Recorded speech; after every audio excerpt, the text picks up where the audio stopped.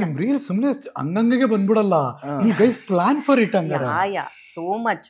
ನಮ್ಗೆ ಅದು ಇವಾಗ ಏನಂದ್ರೆ ಅದೊಂದು ಆ ನರ್ವ್ ಹಿಡ್ದಿದೀವಿ. ಅಂದ್ರೆ ಜನಗಳಿಗೆ ಹೆಂಗ್ ಅರ್ಥ ಮಾಡ್ಸೋದು ಇದನ್ನ, ಅದು ಜನಗಳಿಗೆ ಅರ್ಥ ಮಾಡ್ಸೋ ರೀತಿಲಿ ಮಾಡಿಸ್ತಾ ಇದೀವಿ. ಅದು ಅವ್ರ ಅರ್ಥ ಆಗ್ತಿದ್ಯೋ ಇಲ್ವೋ ಗೊತ್ತಿಲ್ಲ. ಬಟ್ ಹೆಂಗ್ ಗೊತ್ತಾ, ನೀವಿಬ್ರು ಒಂದ್ ವಿಡಿಯೋ ಹಾಕಿದ ತಕ್ಷಣ ನೋಡಿ 5 ನಿಮಿಷ 8 ನಿಮಿಷ 10 ನಿಮಿಷ ಆಗಿರುತ್ತಲ್ಲ, ಹಿಂಗ್ ಓಡ್ತಿರುತ್ತೆ, ಹಿಂಗ್ ಲೈಕ್ಸ್ ಬರ್ತಾ ಇರುತ್ತೆ. ಬಟ್ ಅವರು ನಮ್ದು ಕಾಮಿಡಿ ತಗೋತಾ ಇದಾರ, ನಾವು ಕೊಡ್ಬೇಕಾಗಿರೋ ಇನ್ಫಾರ್ಮೇಶನ್ ತಗೋತಾ ಇದಾರೆ. ಎರಡು ಇರ್ಬೋದು. ಈಗ ಎಕ್ಸಾಂಪಲ್, ನಾನು ಮೊನ್ನೆ ಯಾವ್ದೋ ನೋಡ್ತಾ ಇದ್ದೆ, ಅದು ಡಂಬಲ್ಸಿಂಗ್ ಎತ್ಕೋತಾರೆ, ನನ್ಗೆ ಮ್ಯಾಚಿಂಗ್ ಡಂಬಲ್ಸ್ ಇದು. ಅದು ಆಕ್ಚುಲಿ ನಡೆಯುತ್ತೆ, ಅದು ರಿಯಾಲಿಟಿ. ಅದು ಹಾಕಿರೋ ಟಿ ಶರ್ಟ್ಗೂ ಡಂಬಲ್ಸ್ಗೂ ಮ್ಯಾಚಿಂಗ್ ಎಲ್ಲಿಂದ ಸಂಬಂಧ? ನಾನೇಗ್ ನೋಡ್ತಾ ಇದೀನಿ, ಇದು ಯಾರಿಗೂ ಹಿಂಗ್ ಯೋಚನೆ ಮಾಡೋರು ಇವರು. ಅಂದ್ರೆ ರಿಯಾಲಿಟಿ ಅಂದ್ರೆ ನಮ್ ಡೈಲಿ ಲೈಫ್ ಅಲ್ಲಿ ನಡೆಯುತ್ತದು. ನಾವು ನೋಡ್ತೀವಿ ಸುತ್ತಮುತ್ತ ಯಾರ್ಯಾರು ಏನೇನ್ ಮಾಡ್ತಿದ್ದಾರೆ, ನಾವ್ ಅದನ್ನ ನೋಟಿಸ್ ಮಾಡ್ತೀವಿ. ಈಗ ಅದೇ ವಿಡಿಯೋಲಿ ವರ್ಕ್ಔಟ್ಸ್ ಇದೆ, ಒಂದ್ ವಿಡಿಯೋ ನೋಡ್ತಾರೆ, ಒಬ್ರು ಟ್ರೈನರ್ ಹತ್ರ ತಗೊಂಡ್ ನಾಲೆಜ್ ತಗೊಂಡ್ ಮಾಡೋದಕ್ಕೆ ಅವರು ಇನ್ವೆಸ್ಟ್ ಮಾಡಲ್ಲ. ಓಕೆ, ಈಗೆಲ್ಲ ಫ್ರೀ ಇದೆ, ಫ್ರೀಲಾನ್ಸರ್ಸ್ ಇದಾರೆ, ಯೂಟ್ಯೂಬ್ ಅಲ್ಲಿ ಒಂದ್ ವಿಡಿಯೋ ಹಾಕ್ತಾರೆ, ಓಡುತ್ತೆ, ಅವ್ರಿಗೆ ದುಡ್ಡು ಬರುತ್ತೆ, ಅದ್ ಬೇರೆ ಪ್ರಶ್ನೆ. ಅವ್ರಿಗೆ ಬಾಡಿ ಬಂದಿದ್ಯೋ ಬಂದಿಲ್ವೋ, ಇಷ್ಟಪ್ಪ ಫ್ಯಾಮಿಲಿ ಪ್ಯಾಕ್ ಇಟ್ಕೊಂಡು ಓಡಾಡ್ತಿದಾರೋ, ಅದು ಬೇರೆ ಪ್ರಶ್ನೆ. ಬಟ್ ಅವ್ರು ಒಂದ್ ವಿಡಿಯೋ ಹಾಕಿದಾರೆ, ನಿಮ್ಗೆ 6 ಪ್ಯಾಕ್ ಬೇಕಾ, ಇಲ್ಲ ನಿಮ್ಗೆ ವೈಡ್ ಬ್ಯಾಕ್ ಬೇಕಾ, ಈ 4 ವರ್ಕೌಟ್ ಮಾಡಿ ಅಂತ ಹಾಕಿರ್ತಾರೆ. ಅದನ್ನ ನೋಡ್ಕೊಂಡು ಜನ ಅದೇ ವರ್ಕ್ ಆಗುತ್ತೆ ಅಂತ ಮಾಡ್ತಾರೆ. ಅದು ವರ್ಕ್ ಆಗುತ್ತೆ ಅಂತ ಮಾಡ್ತಾರೆ, ಇಂಜುರೀಸ್ ಮಾಡ್ಕೊಳ್ತಾರೆ. ಇಂಜುರೀಸ್ ಮಾಡ್ಕೊಳ್ತಾರೆ. ಸೊ ನಮ್ಗೆ ಕೆಲವು ಸಲ ನಾವು ಸುತ್ತಮುತ್ತ ನೋಡಿದಾಗ ನಮ್ಗೆ ಭಯ ಆಗ್ತಾ ಇರುತ್ತೆ, ಆ ತರ ವರ್ಕೌಟ್ ಮಾಡ್ತಿರ್ತಾರೆ. ನಾವು ಅದನ್ನೇ ಹೇಳಕ್ ಟ್ರೈ ಮಾಡಿರೋದು. ಸೊ ಯೂಟ್ಯೂಬ್ ಇದ್ಯಾವ್ದು ಇದು ವರ್ಕೌಟ್ ನೀವು ಮಾಡ್ತಾ ಇರೋದು, ಯೂಟ್ಯೂಬ್ ನೋಡ್ಕೊಂಡು ಹಂಗಾದ್ರೆ ಸೂಪರ್ ಮಾಡು ನೀನು ಅಂತ ಅಲ್ಲಿ ಹೇಳ್ಬಿಟ್ಟು ಹೋಗ್ತಾರೆ. ಯಾಕಂದ್ರೆ ದಿನ ನೋಡ್ತಾ ಇರ್ತೀವಿ ಜನಕ್ಕೆ. ನಾನ್ ಮೊದ್ಲು ಹಂಗ್ ನೋಡಿದ್ರೆ ಕೋಪ ಬರೋದು ನನ್ಗೆ, ಹೋಗಿ ಹೇಳ್ಬೇಕು ಬೈಬೇಕು ಅನ್ಸೋದು. ಇವ್ರು ಬೈದು ನೀನ್ ಹೇಳ್ಬೇಡ ಅವ್ರು ಕೇಳಲ್ಲ. ಎಷ್ಟೇ ಹೇಳಿ ನೀವು ಕೇಳಲ್ಲ ಅವರು. ಕರೆಕ್ಟ್. ನಾನು ಕ್ಲಿಯರ್ ಆಗಿ ಎಕ್ಸ್ಪ್ಲೈನ್ ಮಾಡ್ತೀನಿ, ಓಕೆ ಇದ್ ಮಾಡಿದ್ರೆ ಇಲ್ಲಿ ಇಂಜುರಿ ಆಗುತ್ತೆ, ಮಾಡಬೇಡಿ ಅಂದ್ರೆ, ಇಲ್ಲ ಯೂಟ್ಯೂಬ್ ಅಲ್ಲಿ ಹಾಕಿದಾರೆ, ಇದ್ರಲ್ಲಿ ಮಾಡಿದ್ರೆ ಅದಾಗತ್ತಂತೆ, ಅದಕ್ಕೆ ನಿಮ್ ಕಾಲ್ಸಿ ಹಾಕೊಂಡಿರುತ್ತೆ, ಕೊನೆಗೆ ಬಂದು ಮಾಡ್ಕೊಂತೀರಾ, ಹಂಗಾಗತ್ತೆ ಅಂತ. ಸೊ ಇದೊಂದು ಎಕ್ಸಾಂಪಲ್ ಅಷ್ಟೇ, ಒಂದ್ ವಿಡಿಯೋದು. ಅದೇ ತರ ಎಲ್ಲಾ ವಿಡಿಯೋಗೂ ಆದಷ್ಟು ನಾವು ಫಿಟ್ನೆಸ್ ನ ಒಳಗಡೆ ತಳ್ಳೋದಕ್ಕೆ ಟ್ರೈ ಮಾಡ್ತೀವಿ. ಓಕೆ, ನಮಗ್ ಗೊತ್ತಿರಂಗೆ ರಜನಿ ಅವರೇ, ಅಫ್ಕೋರ್ಸ್ ನೀವು ಆಕ್ಟ್ರೆಸ್ಸು, ಮತ್ ಮೊದಲು ಫ್ರೀಕ್ ಇದ್ರ ಜಿಮ್ ಮಾಡ್ಬೇಕು, ಫಿಟ್ನೆಸ್ ಮಾಡ್ಬೇಕು, ಆ ತರ ನೋಡ್ದಂಗಿಲ್ಲ ನಾನು ಆಕ್ಚುಲಿ ನಾನು ಬಿಗಿನಿಂಗ್ ಅಲ್ಲಿ ಯೋಗ ಮಾಡ್ತಾ ಇದ್ದೆ. ನಾನು ಯೋಗ ತುಂಬಾ ನನ್ಗೆ ಅಟ್ಯಾಚ್ಮೆಂಟ್ ಇತ್ತು. ನನ್ಗೆ ಇದು ವರ್ಕೌಟ್ ಬಗ್ಗೆ ಝೀರೋ ನಾಲೆಡ್ಜ್, ಏನು ನಾಲೆಡ್ಜ್ ಇರಲಿಲ್ಲ. 2016 ಅಲ್ಲಿ ನಾನು ಡಾನ್ಸಿಂಗ್ ಸ್ಟಾರ್ 2 ಮಾಡಿದೆ. ಸೊ ಆ ಟೈಮಲ್ಲಿ ನನಗೆ ಕೋರ್ ಸ್ಟ್ರೆಂತ್ ಬೇಕು ಅಂತ ಹೇಳ್ಬಿಟ್ಟು ನನ್ನ ಇವರು ಪಾರ್ಟ್ನರ್ ಯಾರಿದ್ರು, ಸುಚಿನ್ ಅಂತ ಇದ್ರು. ಸೊ ಅವರು ನನಗೆ ಅಲ್ಲೇ ಕೆಳಗಡೆ ಜಿಮ್ ಇತ್ತು, ಡಾನ್ಸ್ ಕ್ಲಾಸ್ ಮೇಲೆ ಕೆಳಗಡೆ ಜಿಮ್. ಸೊ ಅಲ್ಲಿಂದ ನನ್ನ ಜಿಮ್ ಇದು ಸ್ಟಾರ್ಟ್ ಆಯ್ತು. ಇವಾಗ ನನಗೆ ಹೇಳ್ಕೊಡ್ತಾರೆ. ನಿಮ್ಮಿಬ್ಬರಲ್ಲಿ ಯಾರು ದೊಡ್ಡವರು?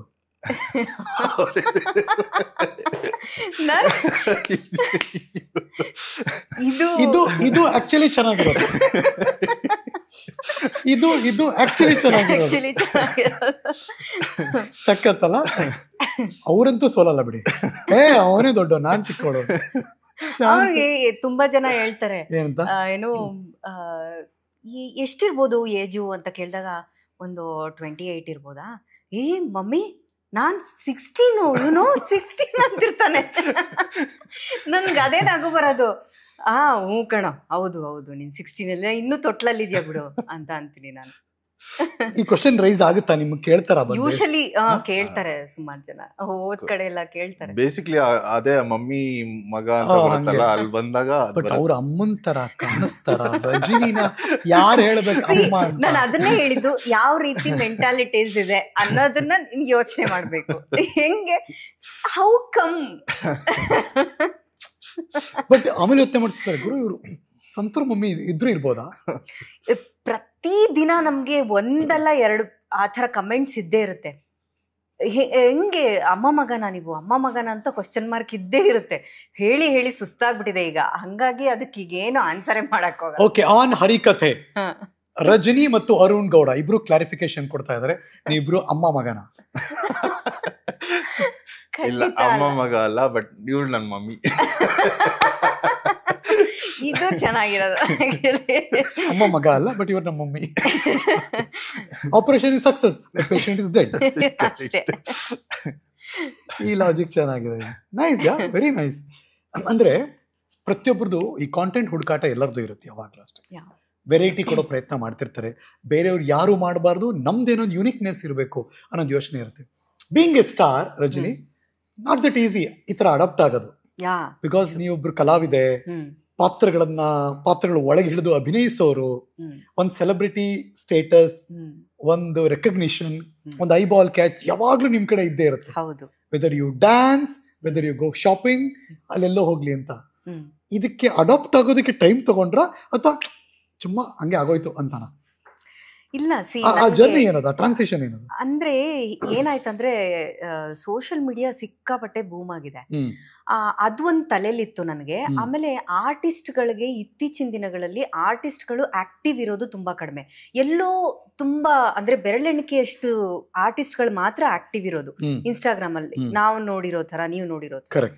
ಸೊ ಇಲ್ಲಿ ಏನಾಯ್ತು ಅಂತಂದ್ರೆ ನನಗೆ ಒಂದ್ ಸ್ವಲ್ಪ ನಂದು ಗ್ಯಾಪ್ ಬೇರೆ ಇತ್ತು. ನಾನು ಯಾವುದು ಸೀರಿಯಲ್ಸ್ ಆಗ್ಲಿ ಸಿನಿಮಾ ಆಗ್ಲಿ ಯಾವುದು ಮಾಡ್ಲಿಲ್ಲ.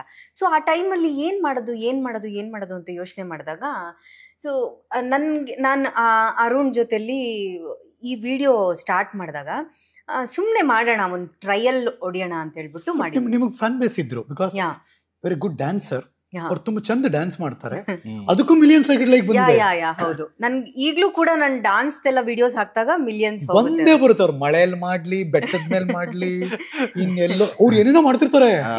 ಬೇರೆ ಬೇರೆ ಡ್ರೆಸ್ಗಳು, ಬೇರೆ ಬೇರೆ ಅಕೇಶನ್ಸ್, ಶಿ ಡಸ್ ಅದರದೆಲ್ಲ. ಬಟ್ ನಿಮ್ಗೆ ಒಳ್ಳೆ ಫ್ಯಾನ್ ಬೇಸ್ ಇದೆ. ಹೌದು, ಅದೇನೋ ನಿಜ, ನಾನು ಒಪ್ಕೊಳ್ತೀನಿ. ಬಿಕಾಸ್ ಅದನ್ನ ಜನ ಒಪ್ಕೊಂಡಿದ್ದಾರೆ. ಅಂದ್ರೆ ಎಂಟರ್ಟೈನ್ಮೆಂಟ್ ಫ್ಯಾಕ್ಟ್ ಬಂದಾಗ ನನ್ ಡಾನ್ಸ್ ಆಗಿರ್ಬೋದು, ಸಿಂಗಿಂಗ್ ಆಗಿರ್ಬೋದು, ಮತ್ತೆ ಎಲ್ಲೋ ಏನೋ ಒಂದ್ ಶೋ ಮಾಡಿದಾಗ ಆಗ್ದಾಗ ಅದಕ್ಕೆಲ್ಲ ತುಂಬಾ ಪ್ರೀತಿ ತೋರಿಸಿದ್ದಾರೆ ಜನ. ಅಟ್ ದ ಸೇಮ್ ಟೈಮ್ ನಮ್ಮ ವಿಡಿಯೋಗೂ ಅದೇ ಪ್ರೀತಿ ತೋರಿಸಿದ್ರು. ಸೊ ಆ ಒಂದು ಟ್ರಾನ್ಸ್ಮಿಷನ್ ಆಗೋದಕ್ಕೆ ಅದೇ ಮೇನ್ ರೀಸನ್. ಯಾಕೆ ಜನ ಇಷ್ಟಪಡ್ತಿದಾರಲ್ಲ, ಹಿಂಗೂ ನನ್ನನ್ನು ಇಷ್ಟಪಡ್ತಿದಾರಲ್ಲ, ಯಾಕೆ ಅದನ್ನ ನಾನು ಕಟ್ ಯಾಕೆ ಮಾಡಬೇಕು, ಅದನ್ನ ಮುಂದುವರ್ಸ್ಕೊಂಡು ಹೋಗೋಣ. ಸಾಕಷ್ಟು ಜನ ಅದನ್ನೂ ಹೇಳಿದ್ದುಂಟು, ಏನು ನೀವು ಆರ್ಟಿಸ್ಟ್ ಆಗಿ ಈ ಥರ ಇನ್ಫ್ಲೂಯೆನ್ಸರ್ ಥರ ಮಾಡ್ತಿದ್ದೀರಾ, ಹಂಗೆ ಹಿಂಗೆ ಅಂತ ನನ್ನ ಕಮೆಂಟ್ಸ್ಗಳು ಬಂತು. ಬಟ್ ಐ ಡೋಂಟ್ ಮೈಂಡ್, ನಾನು ಅದ್ರ ಬಗ್ಗೆ ತಲೆನೇ ಕೆಡ್ಸ್ಕೊಂಡಿಲ್ಲ.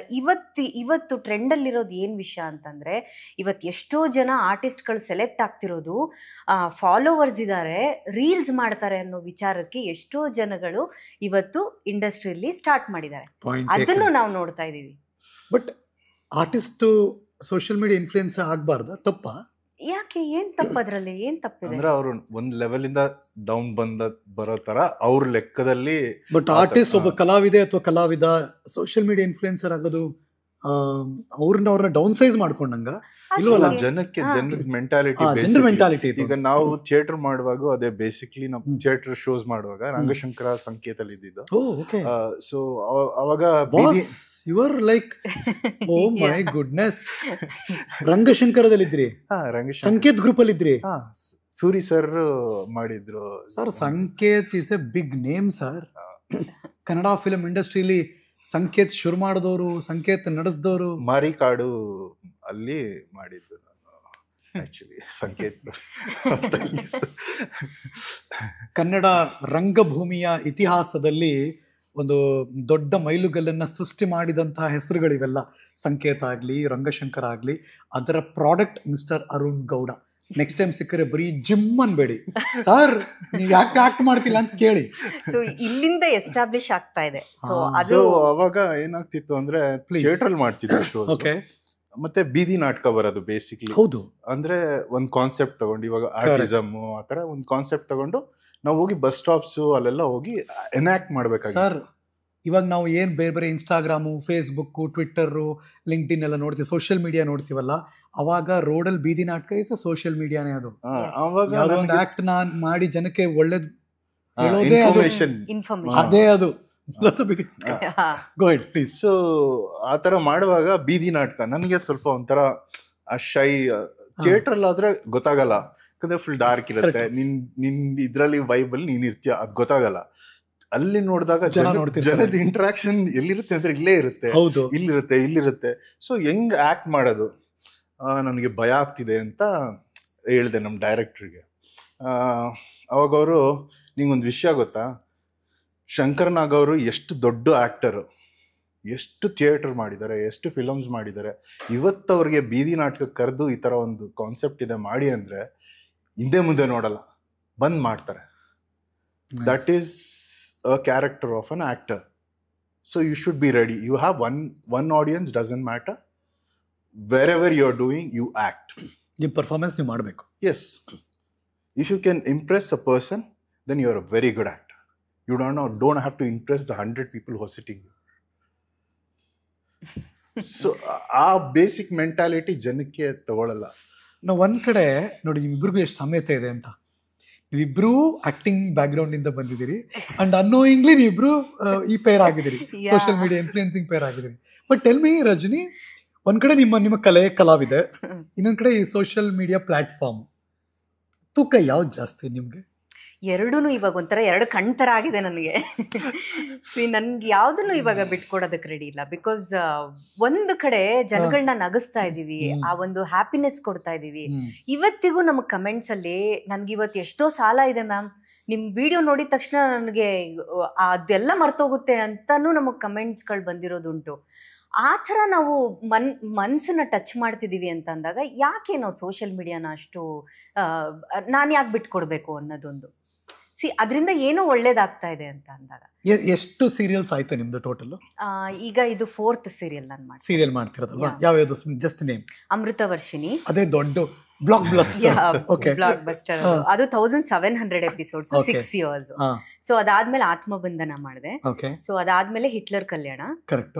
ನಾವು ಇಟ್ಸ್ ನೀರಲು ಜೊತೆ. ಓಕೆ, ಈ ಇಷ್ಟು ಯಾಕೆ ಹೆಸರು ಅವರಿಂದನೇ ಕೇಳಿಸ್ದೆ ಅಂದ್ರೆ, ಇಷ್ಟು ಧಾರಾವಾಹಿಗಳ TRP ಬರುತ್ತೆ ಅಲ್ವಾ? ಆ TRP ಎಷ್ಟು ಜನಕ್ಕೆ ರೀಚ್ ಆಗಿದೆ ಇದು ಅಂತ ಬರುತ್ತೆ.